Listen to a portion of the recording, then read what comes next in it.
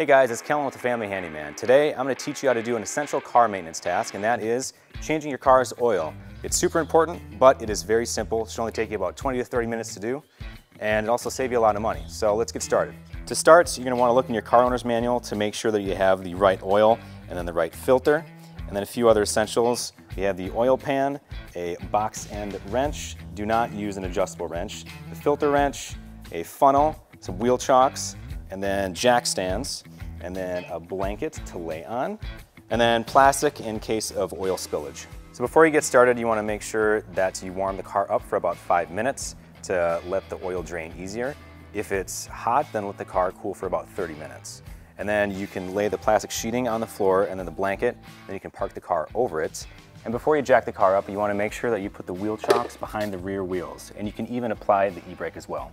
And then you can get the floor jack, you can jack the car up. Make sure you look in the owner's manual to make sure you know exactly where to place the floor jacks so you don't damage the car. And then for extra safety, I place the jack underneath the car just in case something happens. All right, so the first thing you want to do now is you have the oil pan right here, and then you'll loosen the oil plug, and you can use a rubber mallet to hit on the end of the wrench here to loosen it up. It helps.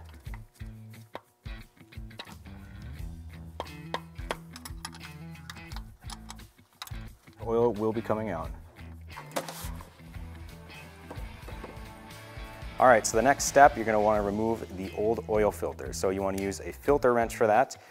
Typically for this car, I don't have to use one. I just use my hand because the filter should be hand tightened.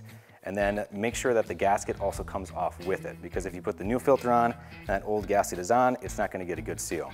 And speaking of gaskets, you want to make sure that for the new filter, you run some oil around the edge here, because you're going to get a good seal.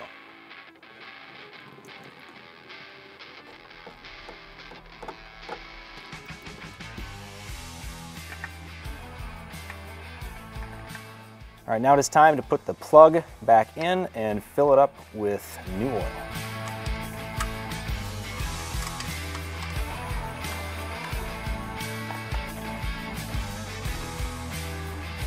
Oil level looks good, and all I have to do now is lower the car and then take the wheel chocks out, and I'm good to go. And that all took about 25 minutes. As you can see, changing your car's oil is pretty simple, and you can save some money too. So for more tips, hints, and tricks, head to FamilyHandyman.com.